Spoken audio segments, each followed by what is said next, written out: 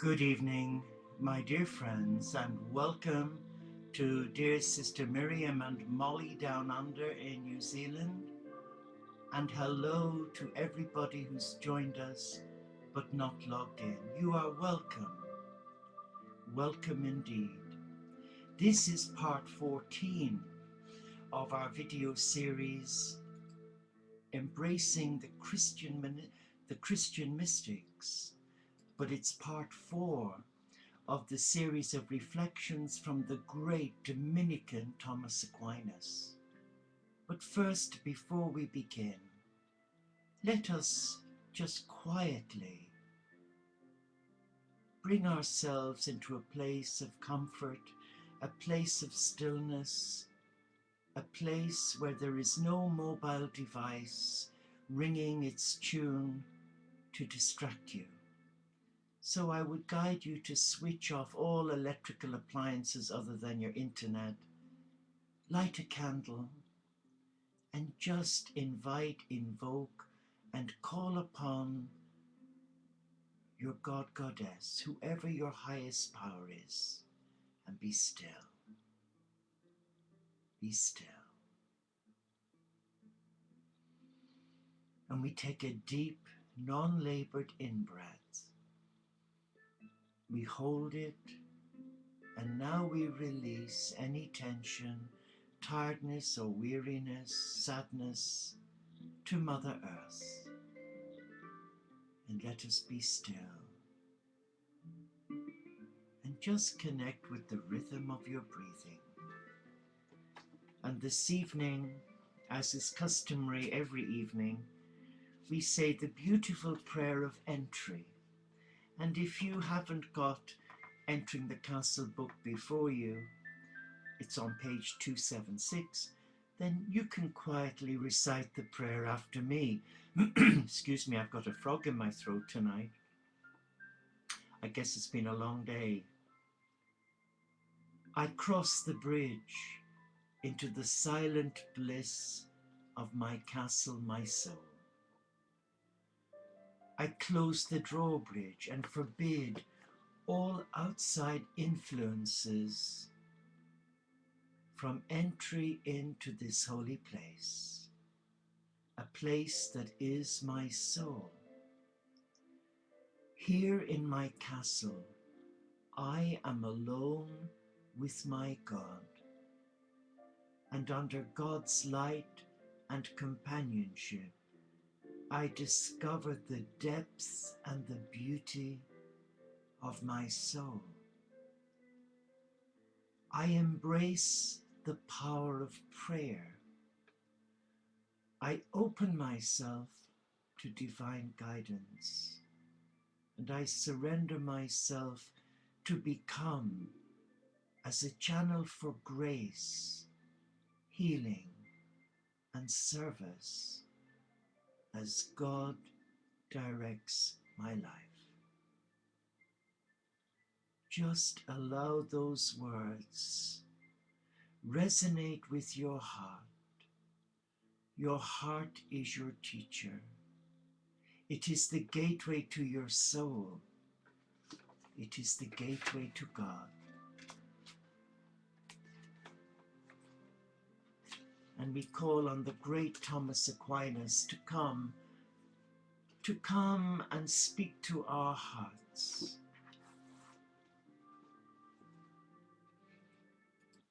And here we read, good is more powerful than evil. As long as we are living, we can never be so stuck in evil that divine grace cannot get us out. Thomas Aquinas.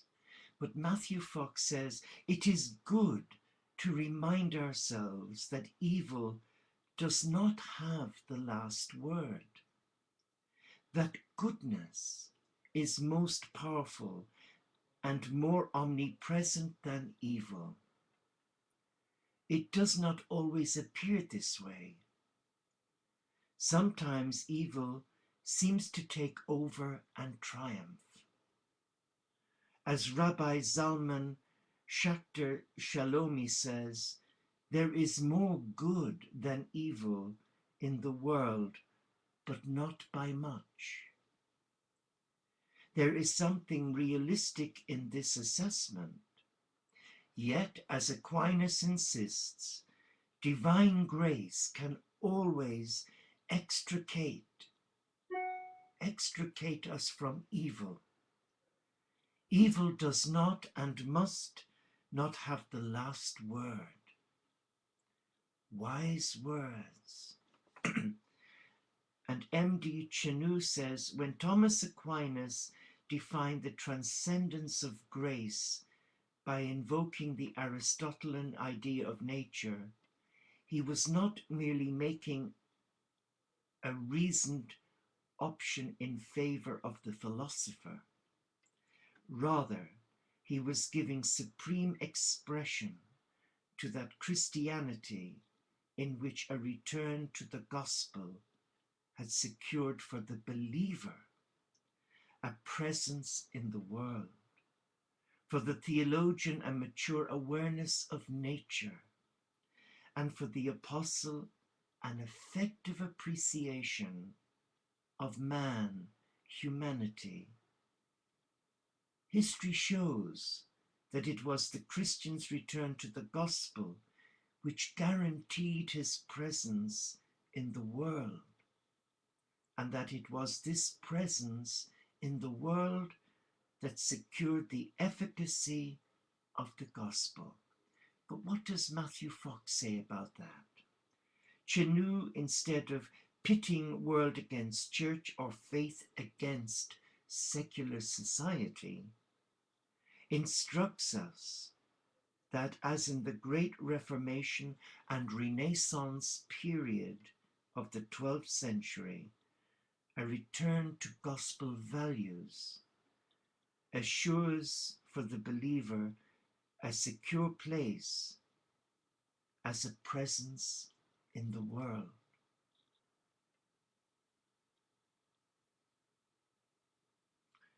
And not for the thinker a mature awareness of nature, very profound. This necessarily includes a deep appreciation for science, since it is science's task to teach us about nature, and for the preacher who provides an appreciation for human nature. Do these results still hold today? Are they key to moving beyond cultural wars and to integrating faith and culture, so that one nourishes the other instead of one beating up on the other? Wise points. But the great Thomas Aquinas says this: the first requirement then for the contemplation of wisdom is that we should take complete possession of our minds before anything else does, so that we can fill the whole house with the contemplation of wisdom. It is also necessary that we be fully present there, concentrating in such a way that our aim is not diverted to other matters. And Matthew Fox says, here Aquinas teaches us about meditation. It begins with taking complete possession of our minds, taking them back from the distractions and busyness of the monkey mind that wants to chatter and constantly make things happen inside itself. Why do this? So that we can fill the whole house with the contemplation of wisdom.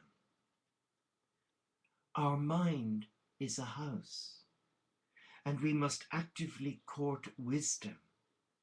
Let wisdom take it over. To do so, we must be fully present. Yes, present in that house. Let go of distractions and diversions, focus on the present moment, don't wander into busy thoughts and projections. Concentrate. This ancient teaching about meditation is well known in the East, but it is good to see it taught in the Western tradition as well. And I agree with that. But Thomas goes on to say, it says in Wisdom, chapter 8, verse 16, I will enter my house and find rest with her, namely with wisdom. When our interior house is entirely emptied and we are fully present there in our intention, the text tells us what to do next. And play there. I like that word, and play there.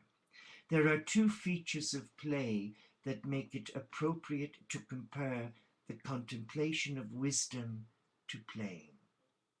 First, we enjoy playing, and there is the greatest enjoyment of all to be had in the contemplation of wisdom.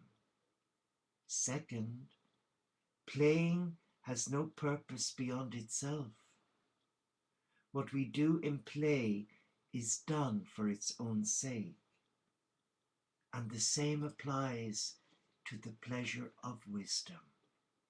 And Matthew goes on to explain, meditation and contemplation of the divine is often approached solemnly.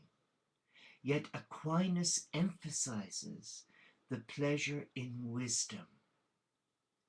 If through meditation we empty our house, our mind of cluttered thoughts, wisdom always shows up, ready to play.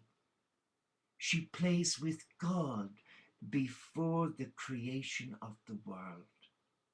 Proverbs 8 verses 30 to 31. In other words, who comes after the hard work of concentration?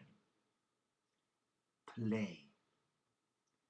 Contemplation is a lot like play because it is enjoyable and has no purpose beyond itself. Or as Eckhart taught, without a why. I like that. Do you? Deep prayer is not about getting or acquiring something. It is about doing something without a why, for no purpose at all but the act itself. Therefore, it is about deepening our being. Wow, deepening our being.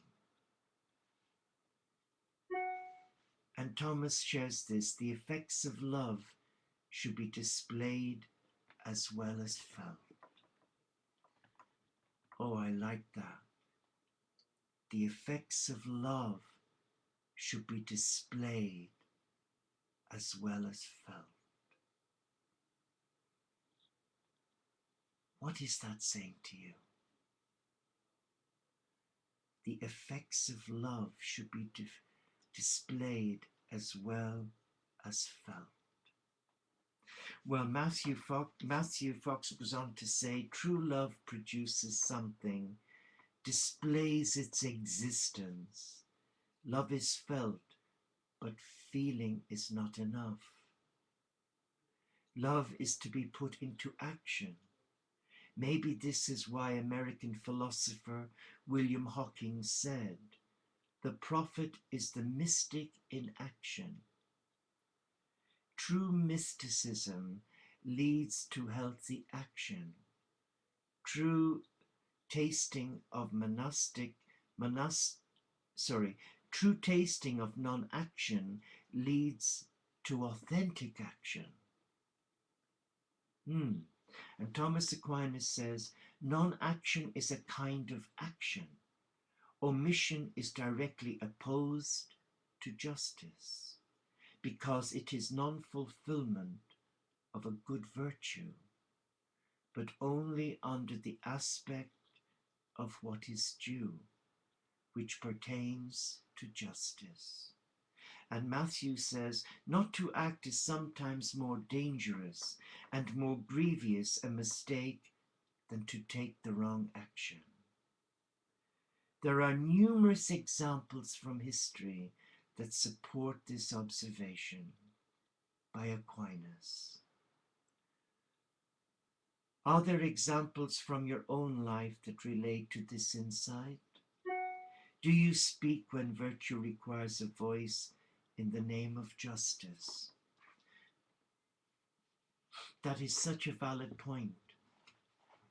And today, so many know in their heart that God is speaking to them to stand out and speak God's truth in love.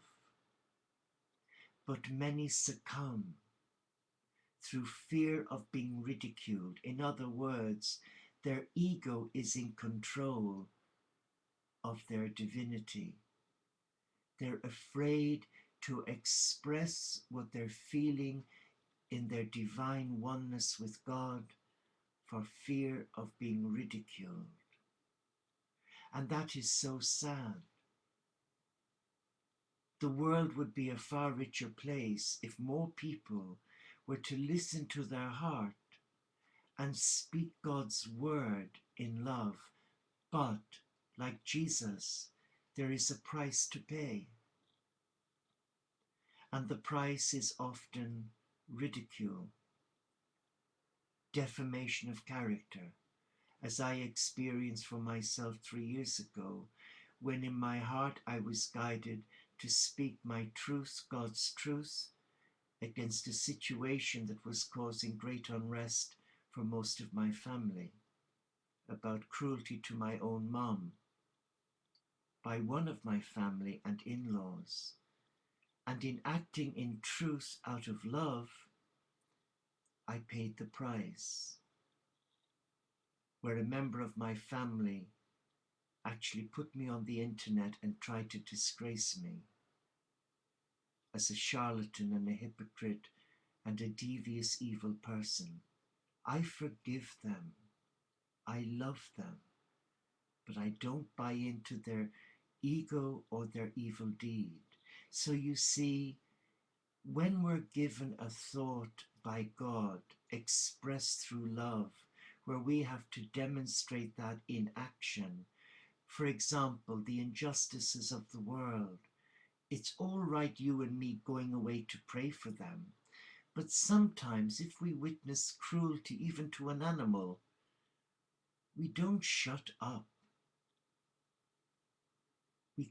We make a legitimate complaint to the authorities if there is an animal nearby us being cruelly treated. And we get help for the owner who may be mentally ill and may not have the capacity to care for this animal. So you see, it always does pay in the end to speak your truth. You may not agree with me, but again, I'm not here to tell you what to do. I'm here to share with you what Aquinas has to say. And on justice, he speaks very clearly. An evil person can do 10,000 times more harm than a beast, because we can use our reason to devise many diverse evils. And I know that so well. That speaks to me. It may not speak to you.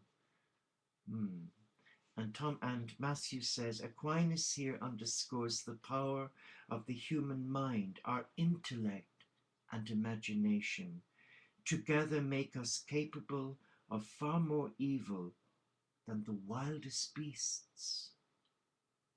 Consider nuclear bombs. Whales have been on the planet 56 million years longer than humans, and yet they have not created anything resembling such a horrible device. Why not?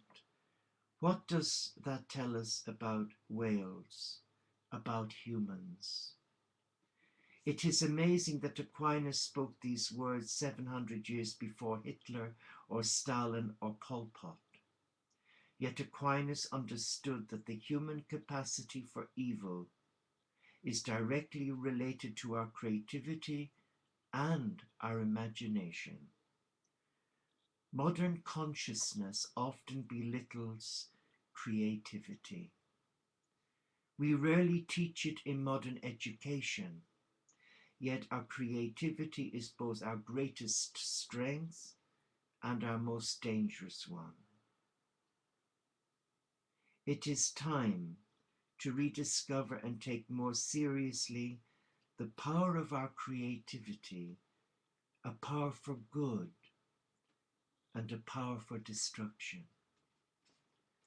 And Aquinas says, it is not from weakness that God has shared the government of the universe with creatures, but from an abundance of divine goodness have creatures been endowed with the dignity of casuality. Every creature strives by its inactivity to communicate its own perfect being, in its own fashion to another, and in this it tends toward an imitation of the divine casuality, Thomas Aquinas. But Matthew Fox says the universe itself is governed by all creatures. The habits of evolution are intrinsic to creatures. With the dignity of casuality, think about it. A blade of grass produces another blade of grass. A mountain lion produces another mountain lion. A supernova explodes and gives birth to stars, which give birth to planets. And of course, we humans express the dignity of casuality on many fronts. Where does all this creativity come from? From an abundance of divine goodness. This is blessing, original blessing, and sharing of the dignity of causality, which so many species. Do you agree that every creature is busy striving to communicate its own perfect being with others? In what ways are you part of this striving? In what way are you a part of this striving?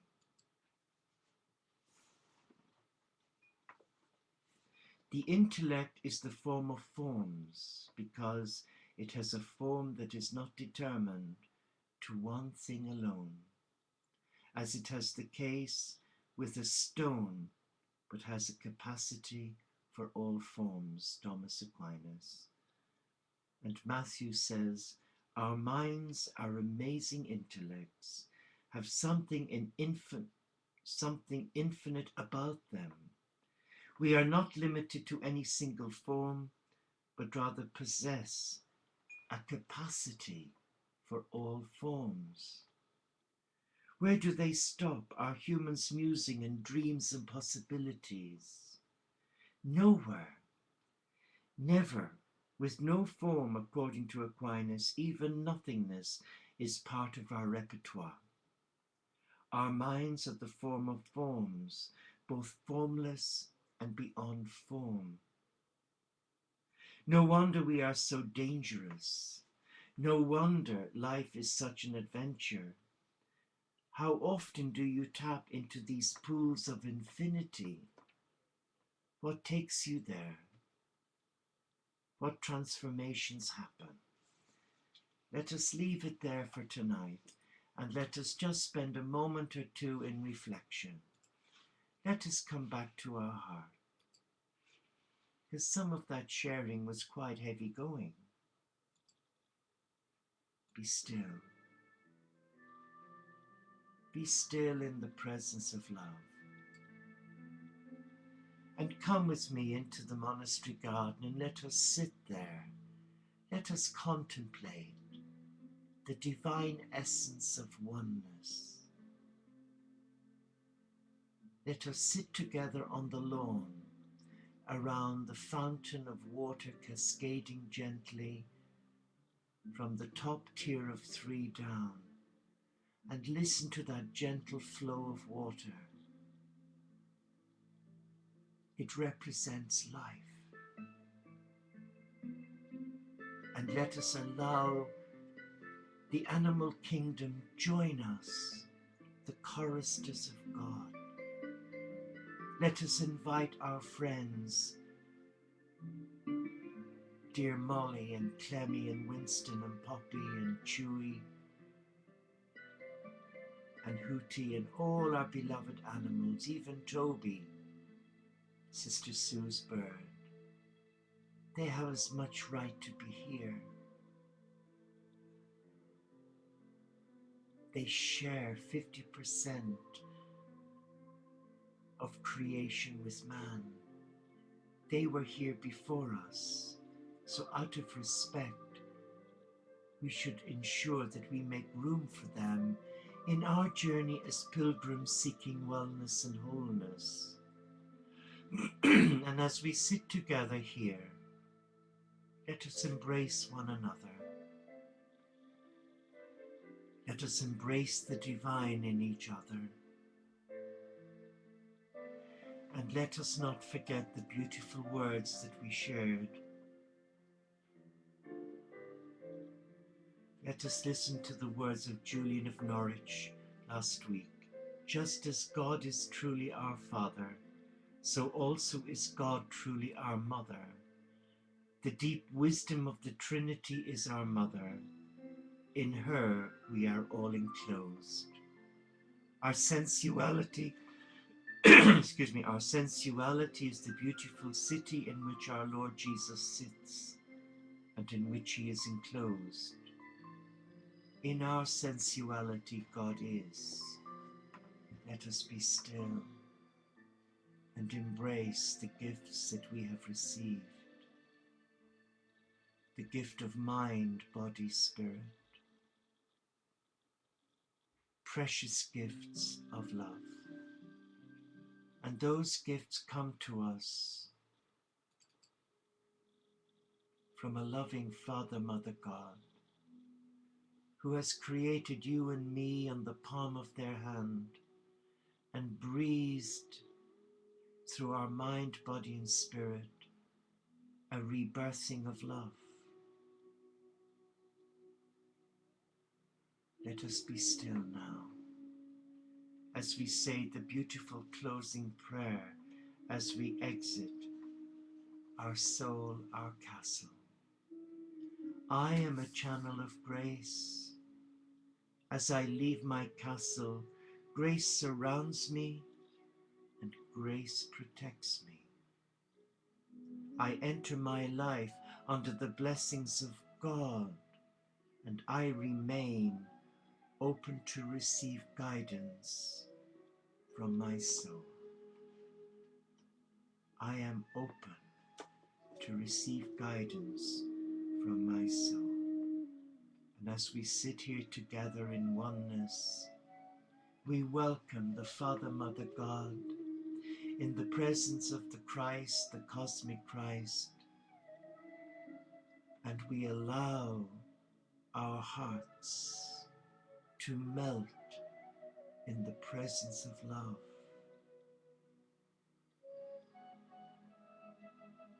And all around us, the animal kingdom are bestowing upon us the blessing that we need to embrace our true self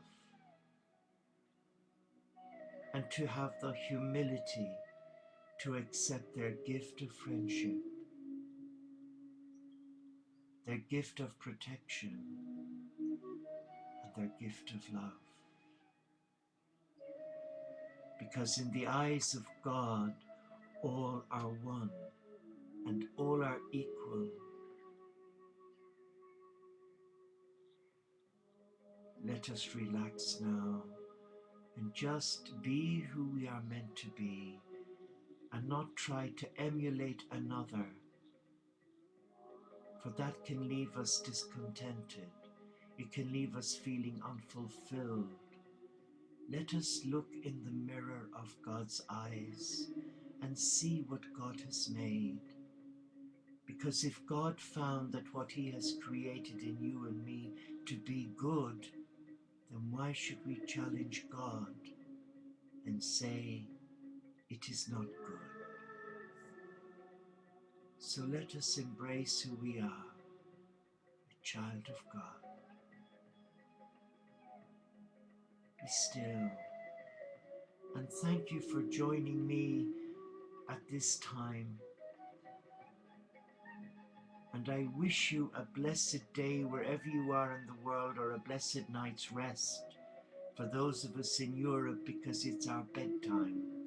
And I just say to you, Namaste, Shalom, Inshallah, Paxet Bonum Om Shanti, Solo di Caritas, Salam Alaikum, and may the peace of what is sacred to you reawaken the I Am presence within you. Go in peace to love and to serve your God, Goddess. God bless you, and thank you for being here.